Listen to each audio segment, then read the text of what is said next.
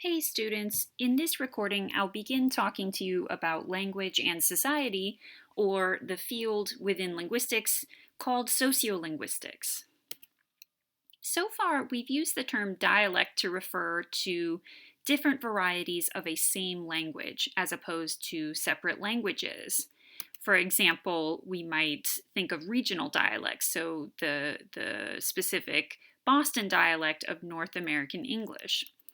In Chapter 14, we'll focus on social factors as they pertain to dialect. In particular, what is the psychological reality of dialect? What are people's attitudes about different dialects? And all dialects are not valued in the same way. Some dialects get to be standard, and some are non-standard, and this has consequences for the speakers. We will talk about the dimensions that influence dialect, and what are the linguistic features that characterize different dialects. So if we hear a dialect, what exactly are we hearing structurally? In essence, every single society has some kind of social distinctions: social class, race and ethnicity, age, place of origin. We could think of other ones: educational level, others. And it turns out that all of these traits have consequences for how people sound and the accent, the dialect that they speak. Here's some important terms for this chapter. Sociolinguists are concerned with speech community. This is when we draw a circle around a group of people who share sociolinguistic conventions. And this is a somewhat abstract concept. It can be larger or smaller depending on what exactly we're talking about. So we could draw a very big circle around the community of people who speak Southern American English. But within that, so while that is one large sociolinguistic delimitation, one large speech community, within that there are still more variations. We could draw smaller circles around Texas Southern American English, or Mississippi Southern American English, which is going to have slightly different traits. The traits that we pick up on are known as salient features. So these are the actual noticeable linguistic things that we can measure or perceive of when we're listening to different accents or different dialects. These are also called sociolinguistic markers, which I think is used in your textbook. Now, the term slang is used differently for linguists than for normal people. Slang for the linguists, the Martians, just means any newish word or coining a new term based on an old word but with a new meaning, for instance. Sometimes people use slang to mean a non-standard dialect or a particular accent. Those are different things. That's not how we use the word slang. Also, non-linguists tend to use the word accent differently, and they could use it interchangeably with dialect. It is not the same thing as dialect. Accent strictly refers to pronunciation. So, what is pronunciation? In fact, well, we know now that it's phonetics and phonological rules. So, the speech sounds of a particular speech community. Now, this is really important. The Martians understand that everyone, every human who speaks with an accent. And this is something that very educated people who are not linguists sort of walk around not understanding. They think that some privileged people speak without an accent, including my family in Iowa. So the native dialect of the people in Johnson County, Iowa, happens to be very closely aligned with standard North American speech. So it just happens by sheer sort of accident that the natural dialect of of the people of the Midwest, big portions of the Midwest, sounds exactly like standard American English, that it shows up in the media, so newscasters, things like that. It's preferred in education. It's sort of the target, the it dialect, right? But that doesn't mean that. And so my family will sort of walk around and say, well, we don't, where we speak, we don't have an accent, as though it is possible to not have an accent for some people. It's not possible. If you take those Iowans and you put them in a car and you drive them down south, suddenly they have an accent, a northern accent, or even a Midwestern accent. So accent is relative, and since everybody comes from somewhere, everybody has some sort of accent in all languages all over the world. So sociolinguistics is really the study of intralinguistic variation. So how your speech changes or varies, or how your speech looks according to things like class, race, age, place of origin, and many more traits. So it studies, often mathematically, the correlations between spoken varieties, so what the speech sounds like, and social variables. So, in other words, the way a person speaks, so what they sound like, if you learn how to listen and to identify the different speech traits, there's information encoded in their speech about where the person is from, how old the person is, the person's gender, the person's socioeconomic class, the types of social networks the person belongs to, and many more things, as we already mentioned, like education level, sometimes sexual orientation, region of origin, things like that.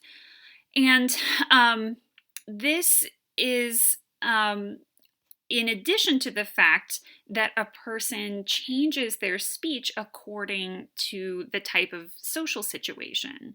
Okay, so not only does your speech vary according to things like age, gender, all these other traits, but the same person throughout the day will have to vary his or her speech as the situation changes, right? And if you think about it, the way that you speak to your boss or your professor is different than the way that you speak to your friends at a party, for instance, or the way that you speak to your grandmother. And this is, we seem to be designed as a species to be able to do this with language. We shift in and out. We modulate our speech according to the social situation. Some people do this more and more robustly than others. That's kind of a separate topic. So before sociolinguistics, we did have a field of study called dialectology, which was simply the study of regional differences in language. So early researchers and really early thinkers from before the study of linguistics knew that the way people spoke varied according to where you were from. So that, they were aware of the existence of different regional dialects. And when they went to study or map the diversity of dialects in a given area, they would go around, say, to remote villages or islands and try to collect linguistic data. And if they wanted the most non-standard, or shall I say, local sounding or keeping it real sounding examples of speech, they learned early on that the people that they needed to interview wherever they went were called norms. And this is an acronym that stands for non-mobile older rural men. So basically, if you're going into a new territory and you want to map linguistically the dialect of a region, and it's they have their special way of saying things that are not standard, and you want to get, again, the most kind of keeping it real example of local sounding speech, then the people you hit up for an interview are these guys, these older rural guys who've just kind of been born and raised in the same place, and they don't get around much. They hang out with other older guys. They work together. They drink together. They hang out. But otherwise, they're not the most sort of worldly people. They don't travel regularly, something like that. And so we are left wondering, why would this be the case? That more often than not, norms have more non-standard speech than other speakers. I'll just leave that with you as some food for thought. There's no single agreed upon answer to that question. In North America, otherwise known as the New World in colonization, the expansion of different populations and the mixing of populations from all over Europe and other parts of the world led to a phenomenon known as dialect leveling. And this meant that different dialects converged and became new similar dialects for a time. And this explains why, as you sort of move farther and farther west toward the west coast of the United States, the dialect becomes less diverse across vast amounts of space. So on the East Coast, conversely, in a single city like Philadelphia, you have many different dialects that sound very different. You can actually pinpoint the neighborhood that a person comes from if you know what to listen for, because they've been there longer and there's been less sort of mixing in the whole span of time that folks have been transplanted in that area. Whereas when people went out west, they quickly had to mix together. Life was hard in the westward expansion. And now, of course, they've had less time to be sort of settled there. And the dialects have had less time to sort of morph into their own things. By the late 18th century, 3 major dialect areas had developed in the eastern United States, and these are kind of broadly referred to as the North, the Midland, and the South. And we can trace these historically to routes of trade and also immigration.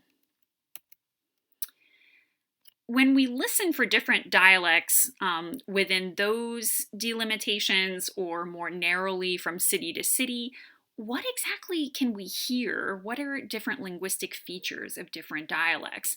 Well, of course, we hear phonetics. This can give us lots of salient features. So we know, a sort of classic example of the South are Southern monophthongs. So instead of I write a lot, I write a lot, where you don't have a diphthong for that first pronoun, for instance. Then in the vocabulary, dialects vary enormously, and this becomes very interesting as people meet other people from other parts of the country, and you ask, like, what's your word for this fizzy drink, or a satchel that you carry your stuff in, right? And so you can kind of draw a line in North America that is the soda/pop/Coke line, right? So where I'm from, Iowa, everyone says pop. Where my husband is from, everyone says soda, and they don't know what pop is. It sounds very weird to them. In some parts of the country, you have Coke, and it doesn't just mean the brand name, it means any sort of fizzy drink. And there are actually other versions, other lexical items for that same thing as well. Fizzy drink, I'm having trouble remembering off the top of my head, but there are smaller, less known examples as well. The word faucet, I thought, was straightforward growing up. No, across the country there are different words for that, as there are different words for purse. So there are parts of the country where everybody says spigot instead of faucet, and handbag, which is the same thing as a purse. Phonology deals with it kind of bleeds into some of the things that we consider phonetics in accent. In this example, we're really talking about phonetic inventory. So for the Iowans, these three words sound exactly alike: Mary, Mary, and Mary. In many parts of the East Coast of the United States, these are three different vowels. So if I don't screw this up too bad, something like Murray, Mary, Marry, something like that. I'm probably doing a bad job because I didn't actually grow up in that dialect region. Morphology, syntax, a lot of contracted forms, especially for pronouns, vary from region to region. So y'all is a southern thing. The Iowans and other parts of the US just have you, whether it's singular or plural. And then you have this fun one, youans and things related to it, like in Pittsburgh, yins. Other morphosyntactic examples: fixin' to do something is unknown in much of the North, but in the South you can be fixin' to leave. You can't be fixin' to do anything, though. There are nice semantic restrictions on that are quite interesting. You can't be like fixin' to fall down. Okay, so to wrap up this introduction for sociolinguistics, I want to talk about standard versus non-standard dialects. A standard language, I guess by way of definition, is the particular dialect that is favored, represented in media, government, education. Okay? In a literate society, it's, what we see on television, what we use at school, and what we use to vote or get a driver's license. Now, many countries have more than one standard language based on the different groups that exist in those places. We are somewhat unusual in the US in that we just have one standard language. Standard languages are often official, but that's not really exactly the same thing, okay? And we'll get into that more later. Is there an official language of the United States? What do you think? The answer is no, there is not. In our Constitution, we actually do not designate an official language, but there is a standard North American English that is generally recognized. We know it when we hear it. It's what we want our teachers to teach in. It's what we expect our newscasters to use when they're doing their job on television. And then, in contrast, non-standard languages are the opposite of those things. So not favored, generally less represented, not reserved for formal settings. And this applies to not only different languages, but different dialects of the same language. So if Midwestern, Northern English is the standard variety of North American English, something like the large area that we call the South and their Southern dialect of North American English would be non-standard by most people's estimation. So those are dialects that are used in familiar, informal, home and family settings. The language that is used at home or in familiar settings in Appalachia, including most parts of West Virginia. When many of you are at home, you hear this around you, and then you come to the university campus and you hear more standard speech.